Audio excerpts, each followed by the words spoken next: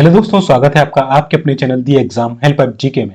तो दोस्तों, इस वीडियो में हम आपका रेलवे एनटीपीसी के लिए हमने एक सीरीज चालू की है जिसका नाम है आपका रेलगाड़ी सीरीज। ठीक है, इसमें हम 150 से भी ज्यादा स्टैटिक जीके के मोस्ट इंपोर्टेंट टॉपिक्स करने वाले हैं जिनसे रेलवे में क्वेश्चन पूछे जाते हैं।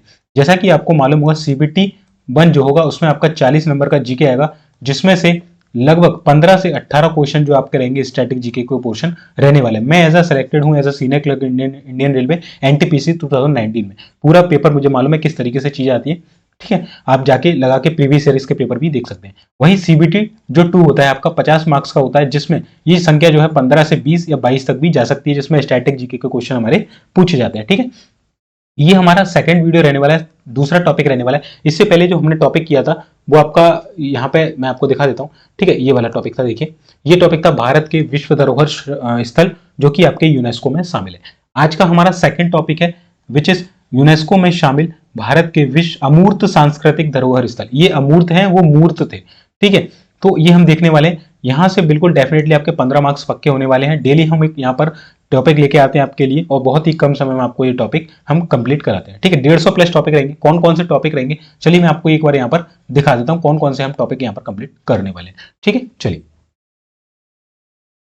देखिए, ये हम पढ़ने वाले हैं। और इसके अलावा जो हम टॉपिक यहाँ पर टोटल टॉपिक हम जो कंप्लीट करेंगे वो यहाँ पर आपको मैं दिखा देता हूँ कितने टॉपिक्स में आपको यहाँ पर कंप्लीट कराने वाला हूँ।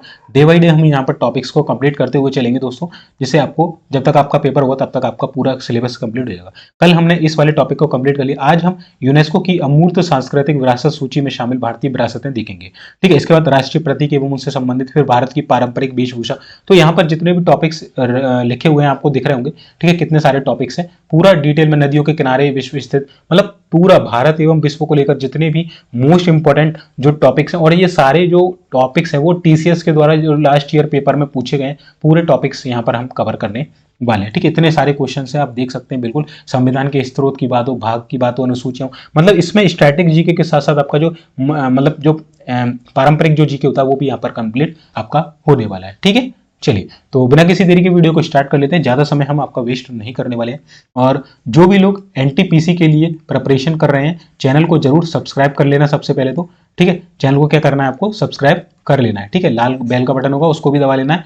और इसकी जो पीडीएफ है हमारे आपको टेलीग्राम चैनल पर दी जाती है, जिसका नाम जो है आपको जो हमारा यूट्यूब चैनल का नाम है द एग्जाम हेल्पर जीके, उसी के नाम से आप सर्च करेंगे टेलीग्राम पर तो वहां पर आ जाएगा, उसे ज्वाइन कर लेना। वहां पर इसकी पीडीएफ आपको मिल जाती है, इसकी पीडीएफ भी आपको प्रोवाइड करवाई जाती है। ठीक है, ये चीज कर लेना। और जिस किसी को भी आज टेक्स्ट बुक का ऑफर चल रहा है तो टेक्स्ट बुक का कूपन कोड, जिसको भी एनटीपीसी के प्रीवियस ईयर पेपर या मॉक टेस्ट परचेस करने हैं तो वो जाके बाय कर सकता है, जिसके लिए आपको कूपन कोड मांगेगा। तो कूपन कोड आपको क्या डाल देना है दोस्तों, कूपन कोड आपको डाल देना है B1NW47। ठीक है, ये कूपन कोड डाल देना है, इसको नोट कर लीजिएगा। ठीक है, चलिए स्टार्ट कर लेते हैं अपना। तो सेकंड टॉपिक है हमारा यूनेस्को की अमूर्त सांस्कृतिक विरासत सूची में शामिल भारतीय विरासतें। इससे पहले पहला टॉपिक देख लेना, जिसमें मैंने आपको बताया था कि किस तरीके से आपको लर्निंग करनी है, पढ़ने के साथ साथ आपको लर्निंग किस तरीके से करनी है, मैंने उसमें ये भी आपको बताया। ठीक है, चलिए तो सबसे पहले हम यूनेस्को की बात कर लेते हैं। मैंने हालांकि कल आपको बता दिया था कि यूनेस्को क्या है, किस तरीके से चीजें रहती हैं, वो वाला एक वीडियो देख लेना। मैं इसमें फुल फॉर्म बताता हूँ। United Nation Educational Scientific and Cultural Organization इसका फुल फॉर्म है। इसकी अगर स्थापना की बात करें तो स्थापना होती है इसकी 16 नवंबर 1945 को। इसकी डेट सहित पूछता है तो ध्यान रखिएगा आपको। ठीक है, इसके हेडक्वार्टर की बात करें तो पेरिस में है। सदस्य देश की बात करें तो 193 जो कंट्रीज हैं इसकी मेंबर्स हैं। वहीं इसके प्रमुख की बात करें तो वह है आंद्रे एजेलो। कौन है, आंद्रे एजेलो। ठीक, ये इसके कौन हो जाएंगे, प्रमुख हो जाएंगे। ये सारी चीजें आपको यूनेस्को के बारे में जाननी थी तो जान ली। इसके अलावा मैं बात करूं, इससे पहले कल मैंने टॉपिक कराया था तो उसमें भारत की विश्व धरोहर स्थल जो कि यूनेस्को में शामिल है। ठीक है, विश्व धरोहर स्थल। और ये वाली कौन सी रहेंगी, ये रहेंगी मूर्त विश्व धरोहर स्थल, जो कि एक मूर्त फॉर्म में, जो एक मतलब सामने से आप इनको देख सकते हैं, उन चीजों की बात हो रही है। तो इनकी संख्या मैंने कल बताई थी कितनी है, 43 है। इसको डिवाइड किया गया 3 पार्ट में, जिसमें से 35 आपकी जो कल्चरल हैं, 7 नेचुरल हैं और 1 आपकी मिश्रित है। ये आपको ध्यान रखेगा। पूरे ईयर बताए थे कौन कौन सी कहां पर स्थित है, ये भी मैंने आपको उसमें बता दिया था। ठीक है, चलिए आज हम इसको देख लेते हैं जो आपके ये वाली है। ओके, चलिए देखिए, पहला है हमारा अमूर्त। जो अमूर्त का मतलब होता है जो मूर्त फॉर्म में नहीं है, फिजिकली फॉर्म में अवेलेबल नहीं है, बट उसको एज अ फीलिंग के तौर पर हम देखते हैं जैसे दिवाली है, दिवाली का कोई एक मूर्त रूप नहीं है, मतलब कोई वो मूर्ति नहीं है, जैसे भगवान के मंदिर में आते तो वो एक मूर्ति है, ताजमहल एक मूर्ति है, ताजमहल एक मतलब स्ट्रक्चर है, ढांचा है, but Diwali as a festival है तो वो कोई एक मूर्ति नहीं है, ठीक है ना। इस तरीके से सारी चीजें चलेंगी, ठीक है। चलिए देखिए, पहला है आपका कुटियाट्टम। कुटियाट्टम क्या है, ये एक संस्कृत नाट्य कला है और ये कहाँ होता है, मैं स्टेट भी आपको लिखा देता हूँ, ये होता है आपका केरल में और इसे शामिल किया गया था सन 2008 में। सन 2008 में टोटल 3 अमूर्त धरोहरों को शामिल किया गया था। एक हो गई कुटियाट्टम जो कि केरल में है, दूसरी है वैदिक मंत्रोच्चारण की परंपरा। कौन सी है, वैदिक मंत्रोच्चारण की परंपरा, ये आपका पूरे भारत में होता है तो ये हो जाएगा, ठीक है, ये भी 2008 में शामिल किया गया था। तीसरा आपका हो जाएगा रामलीला, रामायण का पारंपरिक जो प्रदर्शन होता है वो रामलीला जो है, ये इसे भी सन 2008 में जो है शामिल किया गया था, ये भी समस्त भारत में जो है सेलिब्रेट किया जाता है, ठीक है। चलिए चौथा है आपका रम्मन।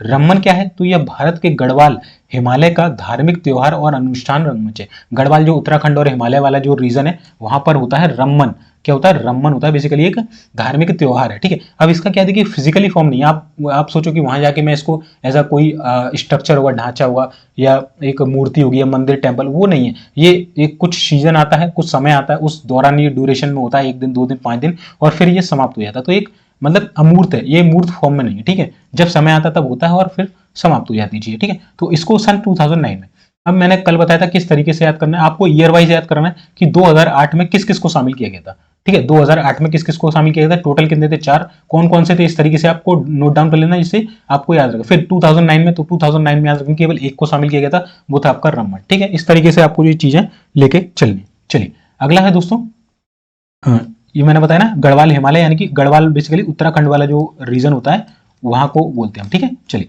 पांचवा है छऊ नृत्य।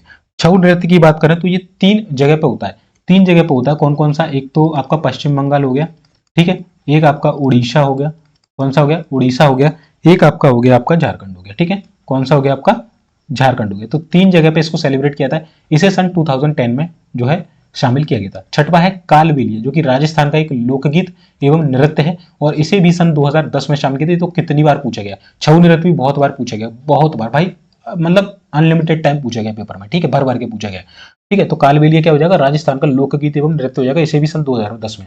2010 में एक और शामिल किया गया था, that is Mudiyettu. Mudiyettu basically Kerala का अनुष्ठान थिएटर और नृत्य नाटक है। कौन सा है, मुडियट्टू, केरल का अनुष्ठान थिएटर और नृत्य नाटक है, ठीक है। चलिए 8वें नंबर का है आपका लद्दाख का बौद्ध मंत्रोच्चार। ट्रांस हिमालयी लद्दाख क्षेत्र एवं जम्मू कश्मीर में पवित्र बौद्ध ग्रंथों का पाठ, ठीक है। लद्दाख का बौद्ध मंत्रोच्चार, यानी कि बौद्ध धर्म के लिए जो मंत्रों का उच्चार किया जाता है बेसिकली वो लद्दाख के क्षेत्र में, जो कि आपका ट्रांस हिमालयी लद्दाख क्षेत्र में जम्मू कश्मीर वाला जो एरिया है वो रहेगा। इसे सन 2012 में शामिल किया गया था, ओके, ठीक है। चलिए अगला है 9th संकीर्तन। संकीर्तन बेसिकली मणिपुर का एक अनुष्ठान गायक है, ये भी पूछा गया, कई बार पूछा गया, ठीक है। और ढोल वादन एवं नृत्य, बेसिकली एक गायन है, ढोल वादन एवं नृत्य, बेसिकली एक आर्ट फॉर्म है वहां का, तो संकीर्तन जिसे हम बोलते हैं, ठीक है। और इसे सन 2013 तो 2013 में भी यहाँ पर केवल एक को ही हमारा शामिल किया गया था, ओके। चलिए अगला है 10वां पंजाब के जंडियाला गुरु के ठठेरों द्वारा पीतल और तांबे का बर्तन बनाने की पारंपरिक शिल्पकला। आपको मालूम है ठठेरा किसको बोलते हैं, ठार से ठठेरा, ठठेरा बोलते हैं जो बर्तन बनाता है उसको बोलते हैं, ठीक है। तो ये पीतल और तांबे के बर्तन बनाने की एक पारंपरिक शिल्पकला है जिसको बोलते हैं पंजाब के जंडियाला गुरु के ठठेरों के द्वारा, जंडियाला गुरु के ठठेरों के द्वारा, ठीक है। ये हो जाएगा आपका, इसे सन 2014 में, तो 2014 में भी केवल एक को ही शामिल किया था। अब 2016 में 2 को शामिल किया गया, एक है नवरोज, ठीक है। नवरोज बेसिकली क्या है, तो नवरोज को 2016 में शामिल किया गया था। बेसिकली ये पारसी त्योहार होता है, ठीक है, एक बार कंफर्म कर लेना, मैंने यहाँ तक पढ़ाई, पारसी त्योहार होता है। आपसे क्वेश्चन में ये पूछा गया था पेपर में, ये यहाँ तक के पेपर में आया था, एनटीपीसी में या एसएससी में आया था कि जो पारसी त्योहार है निम्न में से कौन सा, नौरोज करके इस तरीके से ऑप्शन दे रखे थे, ठीक है। मैं आपको कंफर्म करके बता देता हूँ, है ना, 1 सेकंड रुकिए।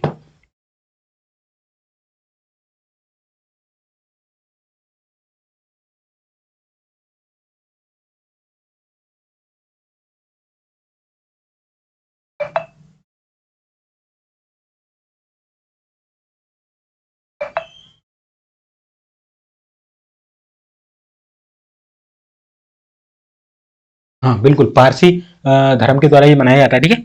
तो नवरोज क्या हो जाएगा आपका, एक पारसी फेस्टिवल हो जाएगा। ये पूछा गया है इसलिए बता रहा हूँ मैं आपको, ठीक है। ओके चलिए, एक 12 में शामिल किया गया था योग को 2016 में, ठीक है। और आपको मालूम है कि 21 जून को, प्रत्येक 21 जून को हम नेशनल योगा डे मनाते हैं, सॉरी इंटरनेशनल बनता है ना, इंटरनेशनल आई थिंक बनता है। और इसे सन 2015 से घोषणा की गई थी और जब से ये मनाया जा रहा है 2015 से सेलिब्रेशन किया जा रहा है। और 2016 में इसे यूनेस्को की जो अमूर्त सांस्कृतिक विरासत सूची उसमें शामिल कर लिया गया था। 13वां नंबर का है कुंभ मेला। कुंभ मेले को 2017 में जो है शामिल किया गया था, ठीक है। कुंभ मेला शायद ये 3 या 4 जगह लगता है, ठीक है। मेरे को कमेंट करके बताना, हरिद्वार उज्जैन प्रयागराज, हरिद्वार उज्जैन प्रयागराज नासिक, आई थिंक 4 जगह लगता है, तो देख लेना है ना कितनी जगह लगता है। आई थिंक मुझे याद आ रहा है 4 जगह ही मुझे याद आ रहा है, आप देख लेना, ठीक है। इसके बाद है कोलकाता का दुर्गा पूजा। इसे सन 2021 में, ठीक है, शामिल किया गया था। कोलकाता की दुर्गा पूजा जो होती है बेसिकली ये कहाँ होगा, पश्चिम बंगाल में कोलकाता हो जाएगा, ठीक है।